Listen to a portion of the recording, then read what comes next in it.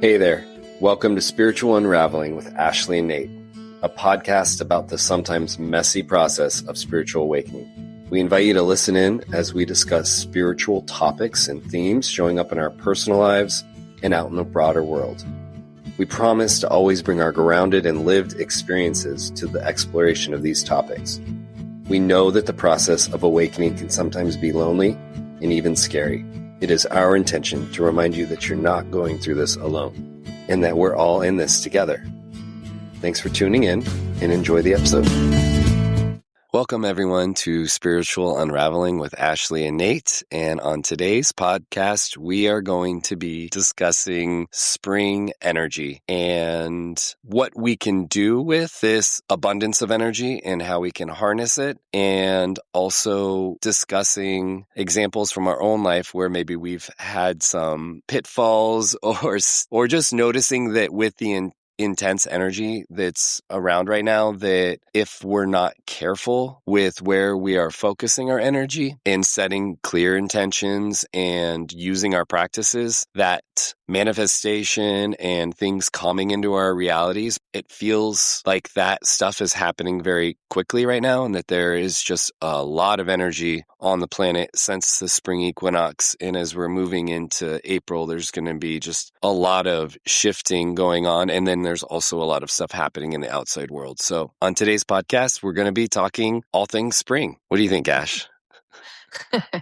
Well, yeah, we kind of got quiet before we got on to really kind of go in and listen for what was something we could talk about that would be useful for us and maybe anybody who's listening. And what I got was spring cleaning.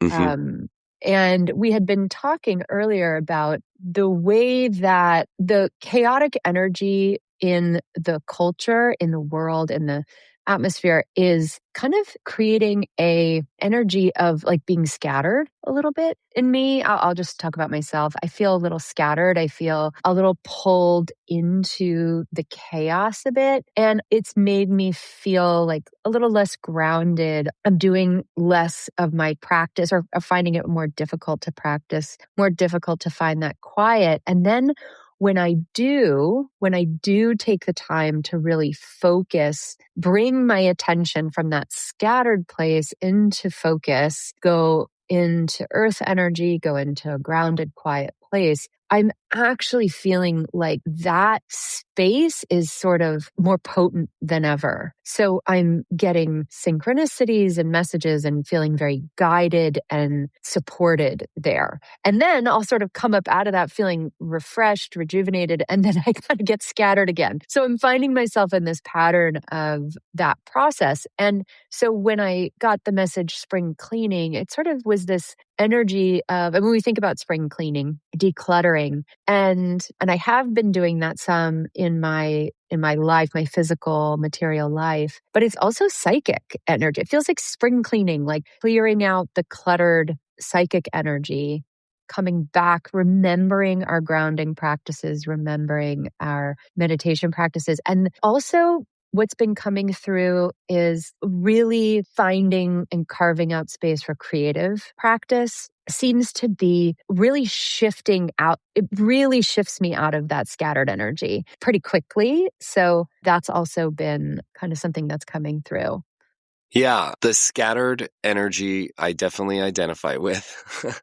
And I think that there is just a lot of energy flowing in right now. And so when you get to that scattered place and then you kind of forget your practices, it does feel like you can get yourself kind of far down a certain path. I got into like weird conspiracy theory YouTube things and I was like, wait, what am I doing? And reminding yourself to do like the importance of starting your day with just really simple, easy practices, like get your feet on the earth if you can, or sit quietly. And you don't even need to do, we're advocates of deep meditation, but honestly, before you pick up your phone, you're lying in bed, take 10 deep breaths. Get connected to your body. Feel your body. When you stand up and you get out of bed, feel your feet on the ground, and just remembering that some of these really easy things will help you to be less scattered and kind of come back to your center. And I have been fighting a cold for like the last 2 weeks, and I feel resonant with the spring cleaning idea because it really is felt to me like have been decluttering my body. I'm in this like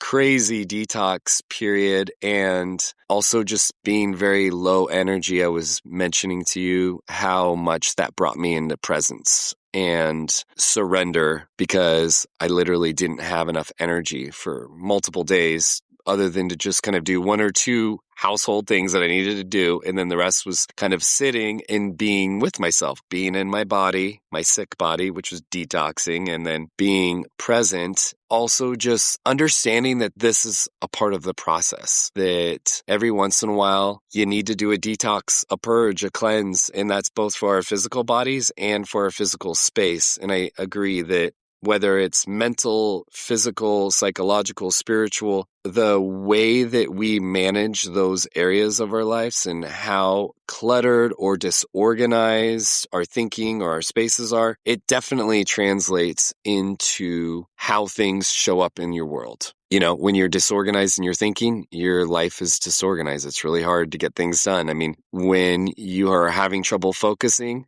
just simple things is really difficult. So yeah, I definitely feel the call to really being intentional about your energy and your focus right now. And I loved that you brought in creativity. My kids, like intuitively, I didn't even push it on them, but in the last 2 weeks, they've just been pulling out all the art supplies and taking time in creating. And I notice it immediately that their energy changes, and then I get to jump in, or my wife gets to jump in. And it's such a good way to just bring you back into the present moment and to tap into the creative energy that's very much present in spring. So yeah, thank you for bringing that up. Yeah, yeah. I'm just going to say a little more about it, which is the idea of presence, being connected to your creative energy, your joy, your passion, like giving yourself it, because I can feel myself as the world feels a little like, it just feels like there's a little bit of energy of like there's an impending doom, like something's just around the corner, something's just about to happen. And there's a lot of content out there that feeds that. So it leaves you in almost a place of survival mode. And presence is almost the opposite of that, right? There's just only the now. And the easiest way for me to get into that is to get into a creative space or get into my body. There's something really important about using your conscious awareness to shift your focus. If you're feeling this way, if you're finding yourself feeling scattered, or you're feeling yourself being pulled by that impending doom energy, that might not be the right way to say it, but I can't think of a better way to say it. But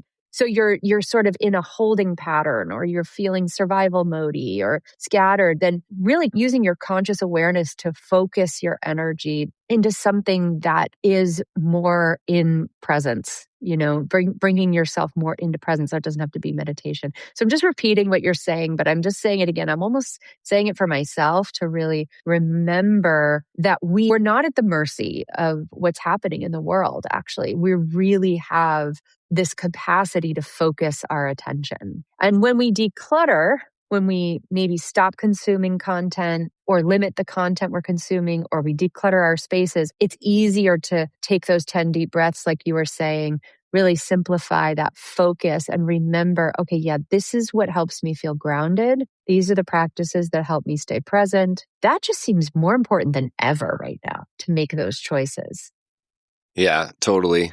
You and I both, we took a minute to just kind of tap in, and spring energy and decluttering came up for you. And what was coming up for me is very similar to this. It's a little more on the woo-woo or metaphysical side. But what came through strongly for me is that the energy right now for manifesting and pulling things into your life is really profound, and intention and attention is just so key. So I just want to double down on this and kind of maybe lean a little more in on the metaphysical side, and just say that there is a very strong call right now to come into your own energy and to be very strategic and deliberate with where you are putting your focus and where you are choosing to put your attention. And then I would say even more important, and this could go back to a very simple practice that starts at the beginning of the day, which is set an intention. I would like to experience peace and calm and clarity in my world today. That is huge because it's really easy to even do some of the practices, but if you don't necessarily set the intention, what you're doing is you're saying, okay, I'm up for the salad bar or the buffet of life, which is okay. Sometimes we are, and that's fine. If you're feeling really resilient, do that. But I think what we're talking about is that with really intense energies, and as you were describing in the outside world, in politics, I think this energy of chaos or perceived chaos is very up right now for many people. This is a time where I think our resilience is really challenged. So falling back on and relying on core kind of fundamentals of how we balance our energetics is huge. And I think intention is one of it's really easy to kind of forget that. Setting intention at early parts of the day and then checking back in. Sometimes that's why it's nice to write it down if you have a journal, checking back in like at the midday or the dinner time and say, how am I doing with this? Where's my energy? These are just good ways, good solid practices that will put you back into the captain of your own energetic ship as opposed to being a passenger, right? Are you steering the ship or are you in the back for a ride? With the world the way it is right now, I want to be steering the ship. Yeah. Totally. I like that. And I think sometimes you mentioned this like idea of like you can do your practices, but where are they are they really grounded?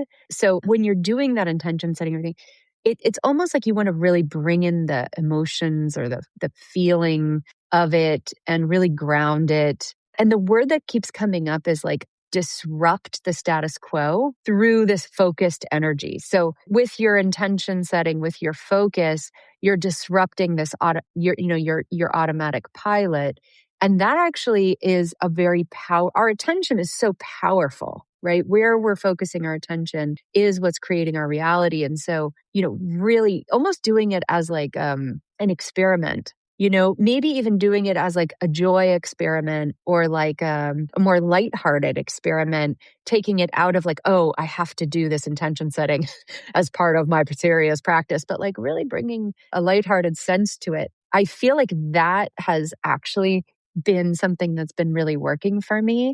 Is one of my practices lately has been like really noticing where the magic is happening, like noticing synchronicities, noticing where I feel like nature is talking to me or, birds are speaking to me or where I'm, where my attention is being pulled into nature. And it's like that, just having that as a focus creates such a more lighthearted way of walking through the day, as opposed to where else my focus could be, at any given moment. Yeah, I agree. I mean, it's one of those things that it's worth repeating and reminding ourselves that magic happens in the present moment. It does not happen in the future or the past, right? You have to be present and in the moment. And as you're saying, kind of in this almost joyous expectation of serendipity for it to show up. And it's a very beautiful choice to make amongst lots of other options in terms of how you're choosing to focus your energy or how you're choosing to feel. I did want to go back to what you were talking about, the kind of creating a sense of playfulness or ease around how you're choosing to intend or how you're choosing to use your attention. And I'm going to just also go right at the people who are feeling really angry and violated and pissed off at everything that's happening right now. Because I'm there. I move into that space pretty easily too with all the crazy stuff that's happening in the world. And I'm going to say a radical act of disobedience is controlling your attention, is choosing to not give it where they want it. Because you have to look at the way the world operates. The power systems right now are vying for your attention. that tells you something. That attention is inherently very powerful. Otherwise, they wouldn't give two craps about it, because they don't really give two craps about anything that we do, the plebes, So that right there lets you know this is important. It's valuable. It's highly valuable. So an act of defiance, an act of protest can be to limit where you put your attention, especially in anything mainstream or fear-mongering, and say, I can tap into my feeds of information here and there, but I'm not going to dwell. And then I am going to intentionally, as again, like an act of protest, I'm going to look at beautiful things. I'm going to go against mainstream culture right now and what it's telling me to do. I'm going to hope, I'm going to have beauty, I'm going to walk in nature, whatever it is for you. Yeah, I just kind of want to acknowledge that could be a way in which we can, maybe not so playfully, take back our power, but do it in a way where we can harness some of that frustration with how things are currently unfolding and say, this is the way I'm going to choose to deal with this. I'm going to create more beauty in the world. I'm going to create more connection in the world. I'm going to connect to my own community and foster beauty and connection and harmony here. And that is an actual act of protest and defiance against the kind of stuff that we're coming up against right now. Yeah, and I'm glad you brought up community. I actually want to just totally clarify, because I know this is not where you're coming from, but I just want to say it, which is we're not talking about bypassing and just going into love and light. We're we're not talking about that. And I actually feel like the more you're present with the energies that are on the planet right now through your awareness, the digestion of what's happening right now, the processing can happen in presence in a way that doesn't scatter you, disconnect you, or overwhelm you. And I think because there is so much in transition, there's so much that's unraveling, that's dismantling, that where I'm feeling a lot of grounding is actually in community.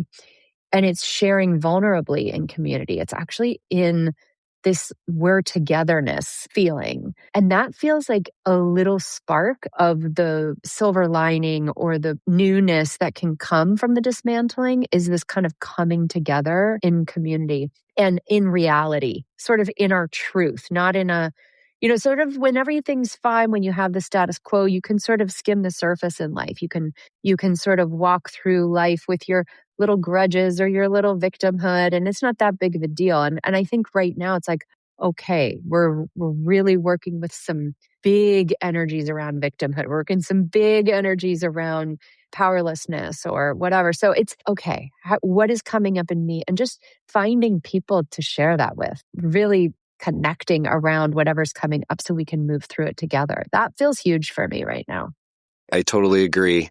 And I didn't think we were talking about spiritual bypassing, and you're just giving me my opening to talk my piece around that. I hate that term so much.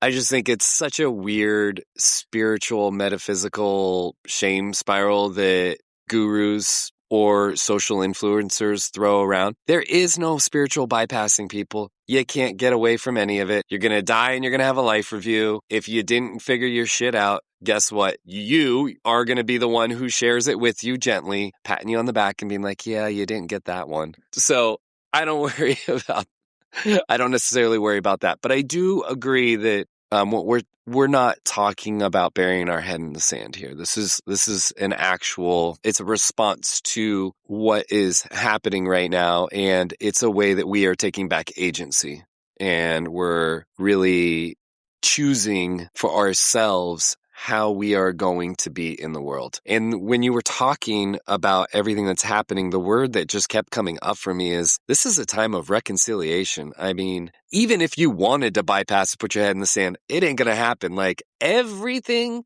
is coming up to be reconciled. It is all coming up to be looked at, to be acknowledged, and I believe ultimately to be transformed, broken down, digested, transformed, and we're going to rebuild. That's a process. I don't think it's going to happen overnight at all. And as someone who is like literally in the midst of healing right now and purging, it is not fun, right? And socially, this is not a fun process, this reconciliation, this reckoning But again, taking back our power in terms of how we navigate ourselves through this process and really, really managing your energetics. And when we're talking about this, it's talking about being gentle with yourself, nervous system management. And it could be spiritual because that's our lens and that's the stuff we love, but it could be not spiritual. It could just be hiking. It could be driving in the car and listening to music that uplifts you and singing in the shower. It could be dancing. It could be watching your kids play and laughing. But it's just, I think the call right now is to not let yourself get pulled so easily into all of the negativity because there is just so much of it. So take the things that you know work, your tried and true, and we can also acknowledge, you and I talked about this, these might be moving targets. You might have to experiment a little bit because some of the tried and true things aren't working as well as they used to. But trying to find things that are bringing you peace or harmony or community, as you said, and just a little bit more joy in your life. I think it's such a powerful tool right now. That was really cool. I love how you articulate things. And what it made me realize that may be happening on a collective level. It's certainly happening with me, and it's scary. And I think it's happening with you. And I also think it's scary for you.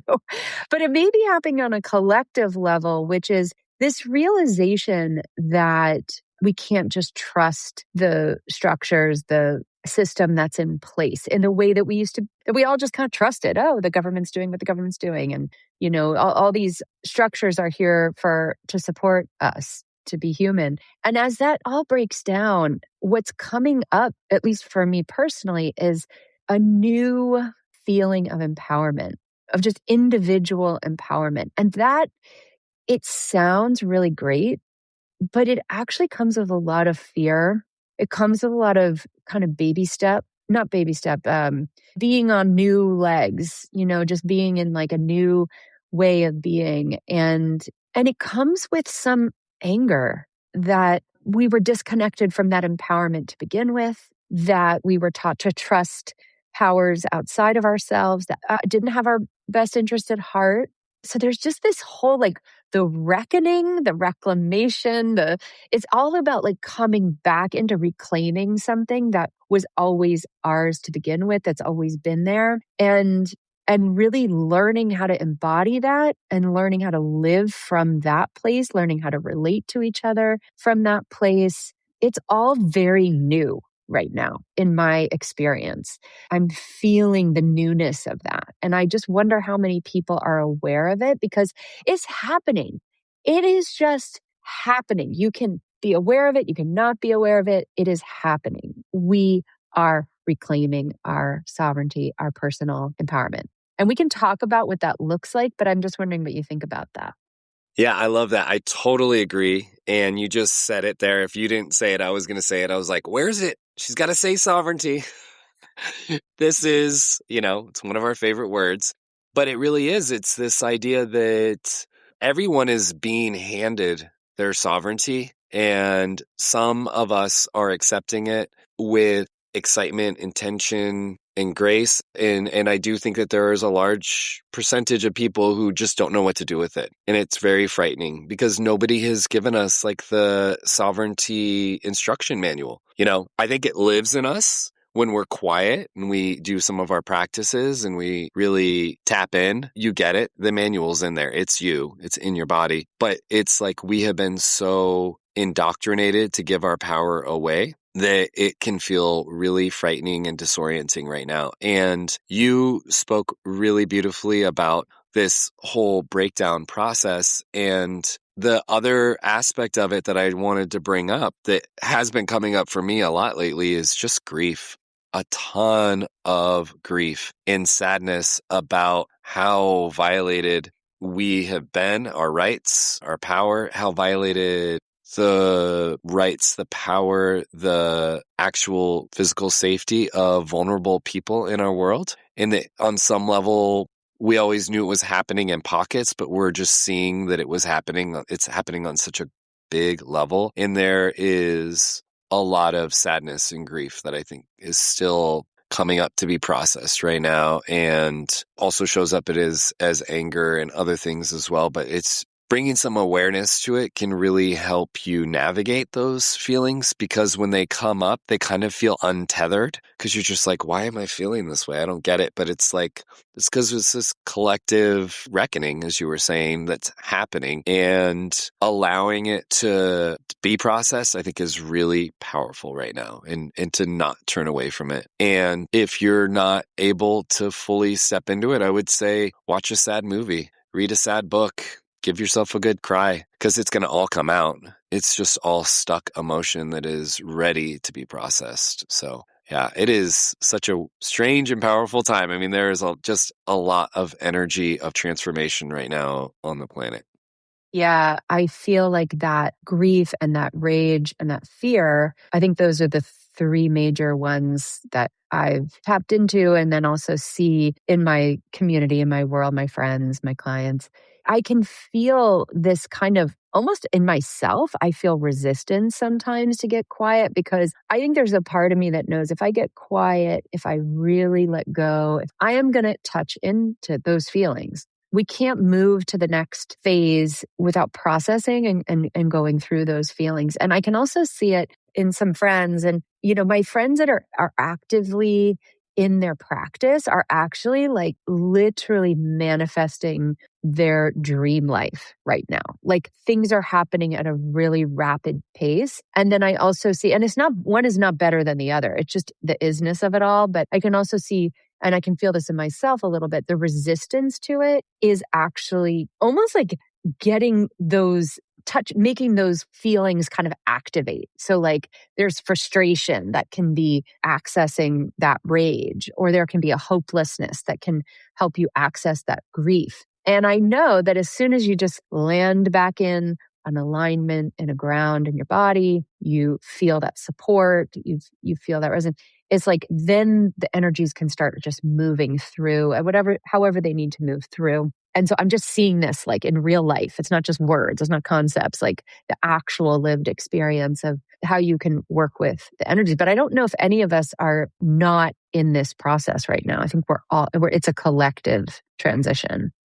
Yeah, absolutely. I don't think you can escape it. It's happening.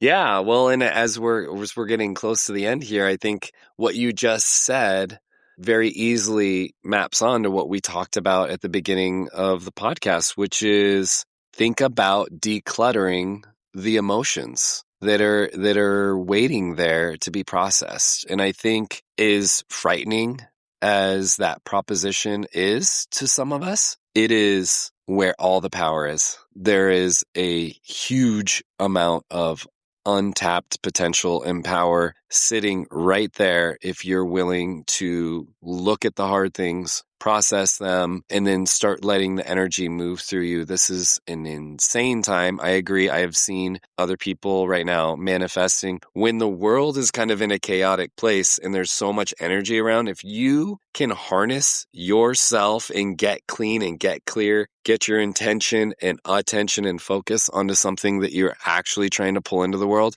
you're going to be really surprised at how fast it comes in, because there is a lot of potential right now. And I think a good starting place is to just acknowledge some of the stuck emotions. There's not a lot of work to be done there. It's just turning and looking at it and letting them kind of come up and move through you and start that process of emotional decluttering so that you can harness some of this energy. Spring cleaning. Spring cleaning. Hey everyone, we hope you enjoyed the show. If you have any questions or feedback for us, please send us an email at spiritualunraveling@gmail.com. If you'd like to learn more about what we're both up to, you can follow Ashley at www.mountainmeditationgroup.com. And you can find more about what I'm doing at spiritual-stewardship.com. We hope you have a great day.